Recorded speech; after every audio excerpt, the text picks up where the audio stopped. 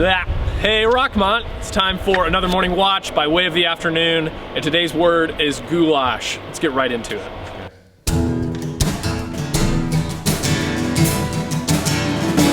We are one in the Spirit, we are one in the Lord. We are one in the Spirit, we are one in the Lord. And we pray that our unity may one day be restored. They'll know we are Christians by our love, by our love. Yes, they'll know we are Christians by our love.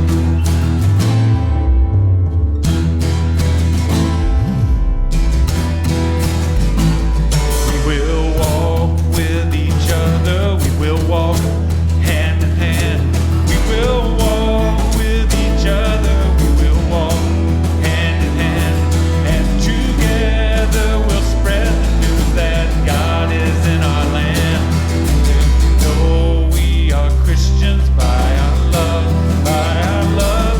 Yes, they'll know we are Christians by our love.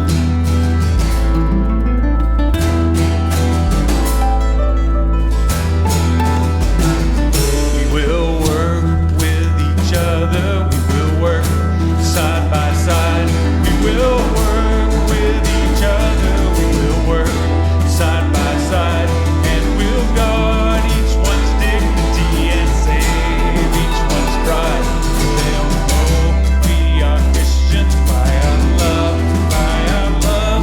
Yes, they'll know we are Christians by our love. And they'll know we are Christians by our love, by our love. Yes, they'll know we are Christians by our love.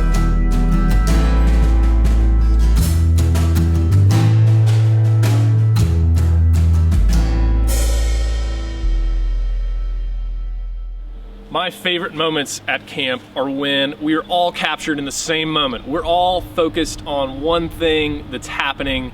It's got our full attention, it's camp-wide, and we're totally unified in the moment. One of those times that I love to see is right outside the dining hall, right before a meal. A camper walks out here, perhaps even a waltz, to the front of Lake Eden, right on the shore here, and casts one last cast. Kind of half hopeful right before going into the dining hall and eating a meal. And all of a sudden his face just lights up because the line has this newfound tension in it. He was not expecting for some mystery under the water to take hold of it, but it has. And suddenly a few campers take notice. He's pulling, he's reeling, hoping to hold on to this carp, these big fish that are in the bottom of the lake that sometimes come up to feed on bread and things. And a few campers take notice, and then all of a sudden all of Mountain Camp takes notice, and they are surrounding him. They're enthralled in this moment. They're shouting him on, they're celebrating him, hoping to find out what comes out of the lake or what doesn't come out of the lake. Another one of these moments is in the gym during a camp-wide morning or evening watch when campers courageously read scripture in front of everyone. And right at the end of finishing reading the scripture, everyone stands up and shouts and celebrates at the same time. Courage is on display, and it's just worth shouting about. There's so many of these different moments at camp that remind us of our common experience, our common story here, things that unify us. After all, we come from many different places when we come to Rockmont. We have different stories and experiences that we bring with us that we share and contribute here. Some of us are from small towns, some from big cities. Some of us live on farms, some of us live in apartments. Some of us like the arts, some of us like sports, some things that Taco Tuesday is the best day in the dining hall. I might disagree with that.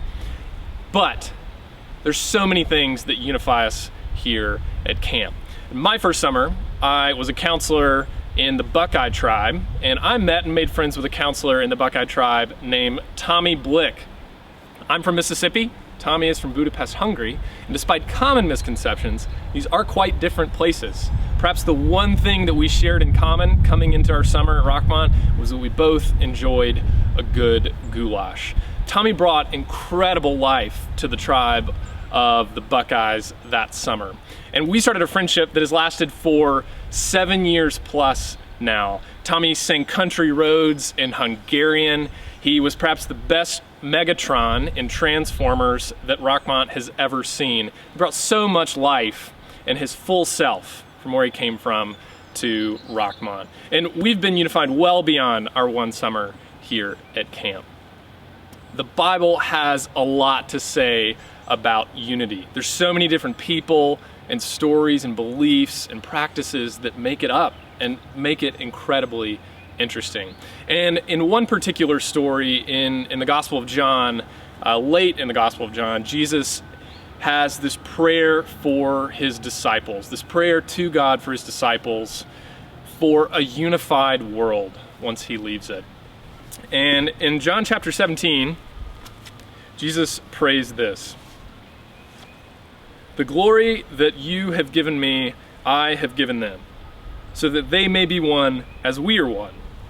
I and them, and you and me, that you may be completely one, so that the world may know that you have sent me and have loved them even as you have loved me." Jesus' deep prayer is that God's people would know that they're loved absolutely, that they're unified together in God's world despite challenges, despite trials, despite celebrations. We're unified. And we get to do that at camp in the summer in a really fun and unique way. And now in the way that we find the world in this pandemic, we're more isolated than we get to be, or than we get to be together at things like camp in the summer. But there's still so many beautiful things that are happening that unify us, that bring us together. People celebrating doctors and nurses, shouting for them, clapping for them in the evenings as they go to work and take care of the sick. And we're all celebrating these common things that unify us together. And we want you to know that we're with you, and we celebrate you and all the big moments that we get to share together all throughout the year. Be well.